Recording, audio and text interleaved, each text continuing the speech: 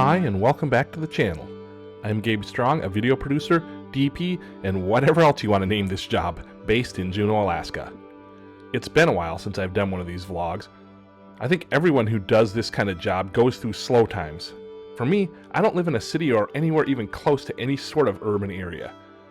There are fewer people in my entire state than live in most U.S. urban cities.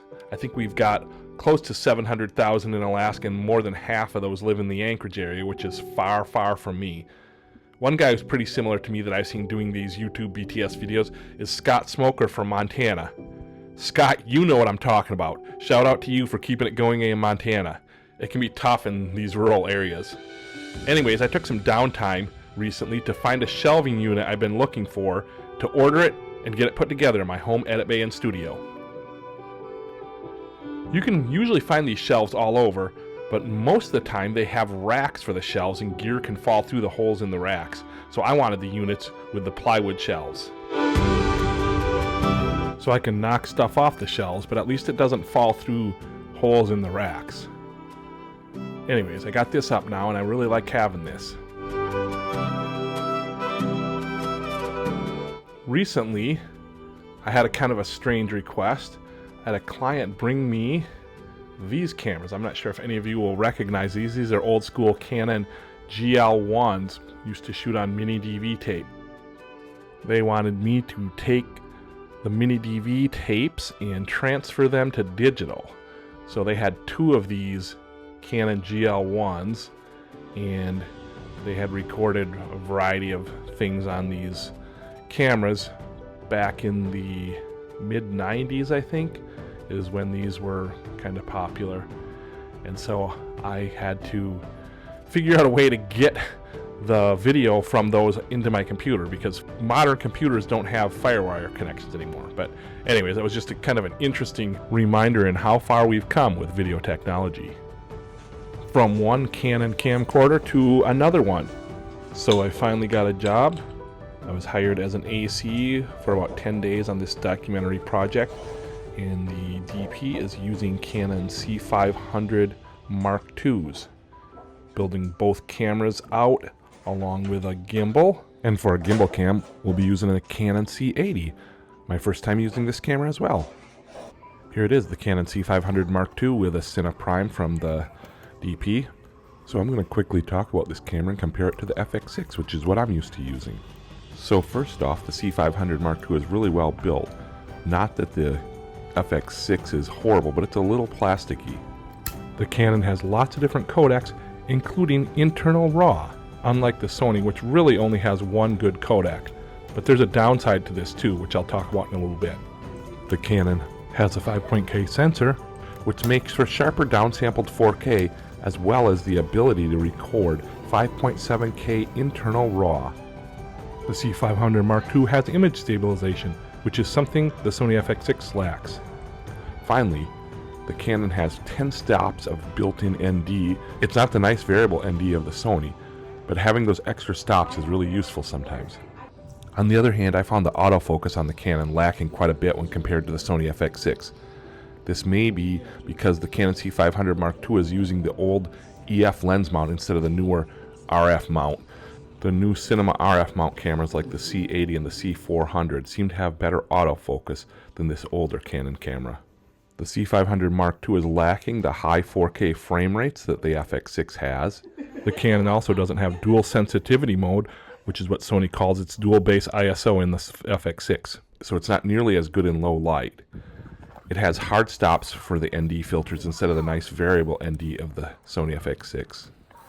Also, it's missing a couple what I might call party tricks that the FX6 has. Not a big deal, but it's kind of nice to have the clear image zoom to get a little bit extra out of your lenses if you need to, and to have the hot shoe audio on the FX6 where you can just get audio directly into the camera without any sort of XLR cords or anything. But here's one of the biggest downsides I found on this shoot with the C500 Mark II. As the AC, I was tasked with doing all the media managing DIT type tasks, and boy, let me tell you, that 5.7K RAW really uses a lot of hard drive space. I was constantly running out of hard drives, having to go purchase new ones, and it took a long time to transfer. When you're talking about 3 cameras and each one of them has 2 512 gig cards in it, That's over 3 terabytes of hard drive space every day. From one documentary project to another, here is a documentary project I was DP on, and you can see it is now streaming on Amazon Prime. If you're interested in checking it out, its name is The Story of Art in Alaska. I'll throw a link to the previous vlog about the making of this documentary film right here. I recently just found out this documentary film was now available on Amazon Prime, and I also found out it won 3 different awards in film festivals around the country, which was kind of cool. And then to top it all off, I got an email that said the director and producer from New York were going to fly up, and I was invited to a screening and red carpet event premiering this film. And so that's how I found myself down at Auk Bay Harbor on the dock, headed to a catamaran which would take us to one of the more remote film screenings and red carpet events that there has probably ever been.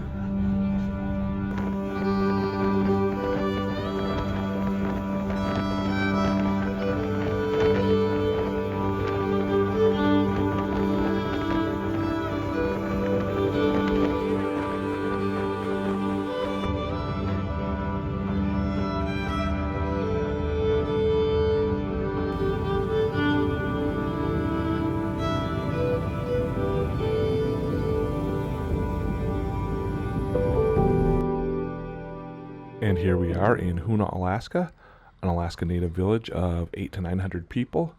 This is an old fish processing plant.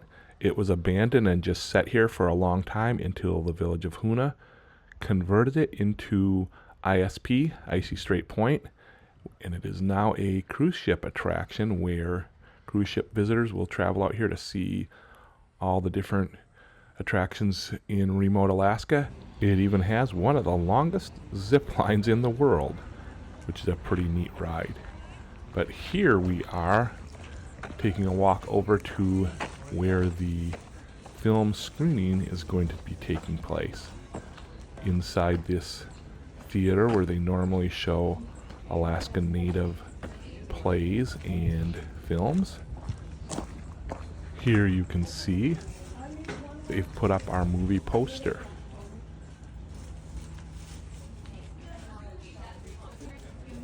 You can see here they set up a little red carpet area for the producer and director to get their pictures taken in front of this backdrop. A photographer did get a picture of Christelle and Pierre, the director and producer, along with me and Sonny, who were 2 of the DPs here in front of this backdrop. They moved it over here, so we got to stand on the red carpet and get our pictures taken. Kind of funny, but it was cool.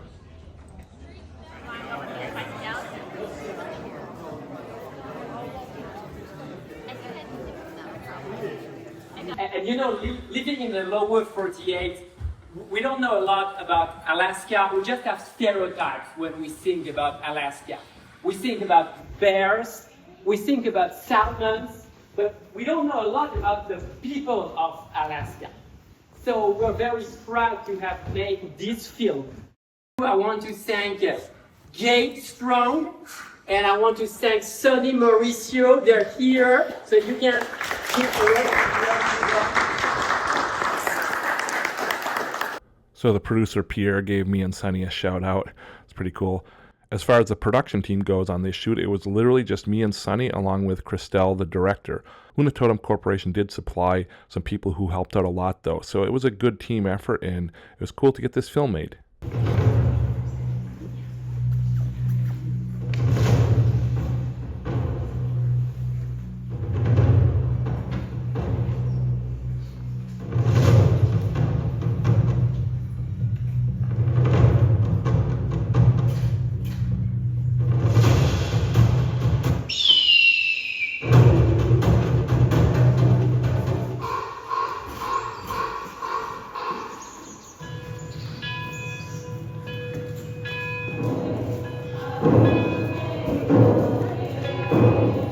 I always say that Hoonah,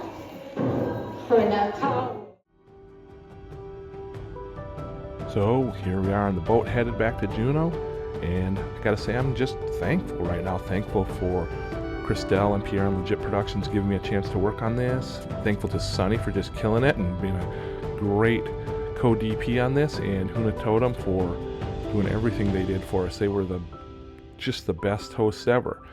If anyone has any questions about this project, leave them for me in the comments and I'll try to answer every one. Again, thanks for watching, and I'll talk to you next time.